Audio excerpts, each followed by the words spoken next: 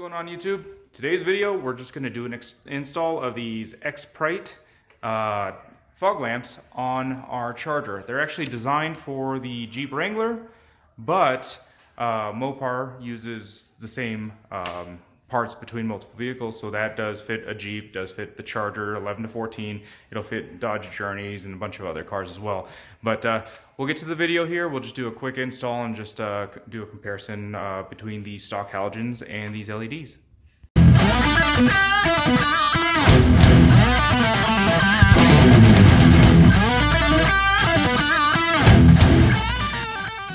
So what I am doing is installing these Xprite or Sprite. I'm not sure how to pronounce this, but these, we'll just call them Sprite LED fog lights.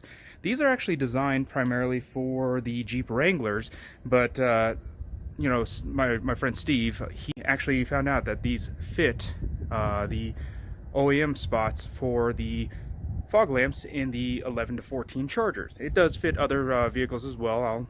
These fog lights are $40 for the pair, which is a pretty good price because I guess if you go with a decent set of LEDs, so if you go to like Diode Dynamics, a pair of LEDs that fit into the OEM housings, those lights alone are $40. This one, you get really bright white light, a full new housing, and I don't know, I think that looks pretty cool.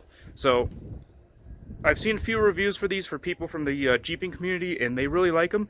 So let's get them installed on the car here. We'll do some comparisons.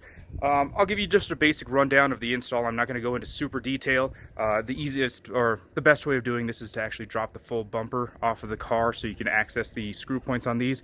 But I'm going to try it a different way because a lot of people are afraid of removing the front bumper. It's fairly easy to, and I'll put a link in the comments down below for a video that I did showing how to remove the bumper. But we're just going to go through the wheel well to install these. So stay tuned. One of the things I did want to talk about really quickly here is for fog lights, I'm putting the LED lights in there that have 6000K, so it's like a bright white, so it matches my HIDs. But really when it comes down to it, when you're doing fog lamps, there is a benefit to having the yellow tint or a warmer color, because when you're doing fog lamps, you want something that's not going to reflect against the fog or reflect against the snow when it's coming down, stuff like that. So really it's better to have those amber colored lights for your fog lamps. But where I am here in Colorado, we really don't get too much fog, you know, all the time, and then we end up having you know, a heavy snowstorm, and I try not to drive in those heavy snowstorms, so maybe once or twice a year I end up having those situations where maybe amber fog lights are going to be better. But for the most part, for me, I'm just doing the LED lights. We're going to make sure that we're aiming them so we're not blinding people, and it's gonna look better overall for the appearance of the car. Process of replacing this headlight, a lot of times people say you can go through the wheel well here.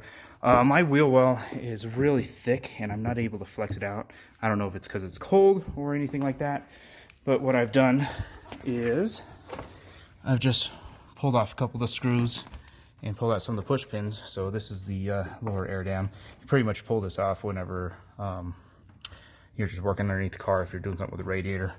But in removing this, we are able to get in here and get the fog light. Can I borrow your flashlight key?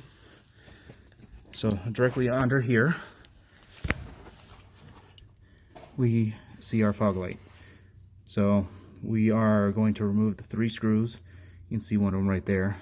There's a couple more right there. 3 screws, and then unplug the power, and that's what's going to get the fog light out.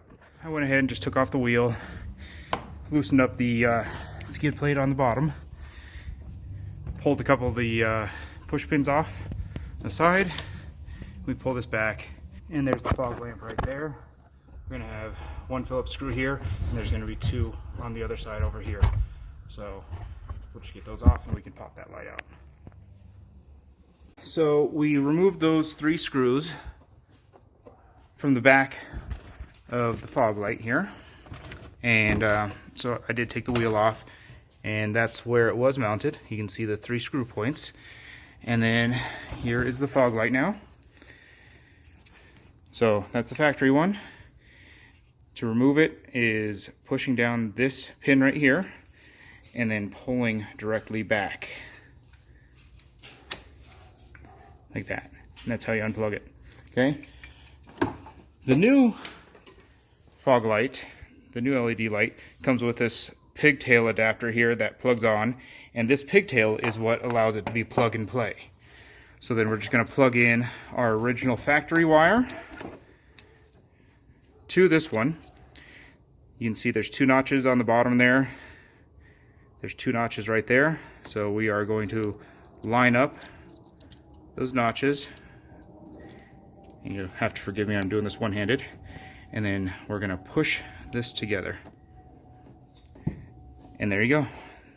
The new fog light is installed or hooked up. We'll test power and everything to it, make sure it's working, and then we'll tie up the loose lines and we'll put it back in. Now, to aim the fog light, you have to use this Allen screw. So when you install it, make sure that Allen screw is face down. The proper way to do this is you're supposed to have the wall about 25 feet away from you, but I don't have that much room in my garage here. So before I took the stock fog light out, I turned on the lights and I taped off the top of where the beam was. So the top of the hotspot from the fog light factory one. We'll get this one installed here and then we'll just adjust the height to match the same, and then our aim should be just fine on that. But we'll get this screwed in. It's a matter of putting it in. Again, that Allen screw needs to face down. 3 screws to screw it in, and then we'll do the other side. When you're doing this, once you plug in the new light, it's worth just turning the lights on just to making sure it works before you get it all buttoned up and put back in there. So, just about done. So the new fog light is in. Right there, bright white instead of that yellow tint. But as you can see, the hot spot is just above the blue tape. So we just need to adjust it down a little bit. And that's just by using the included Allen key, and then we'll adjust it down just a little bit. And there you go. We've re-aimed the hot spot to be just below that tape. So now we have a lot of extra wire here. As you can see, it's just draped down. Just use a zip tie and just tie it up nice and neat. So there is one LED, and then here is the factory halogens. As you can see, one has a yellow tint and the other one is the bright white.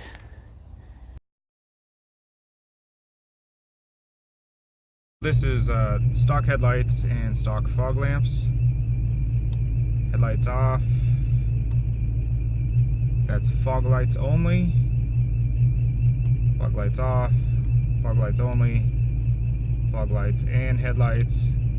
And fog lights off with headlights. Fog lights on with headlights.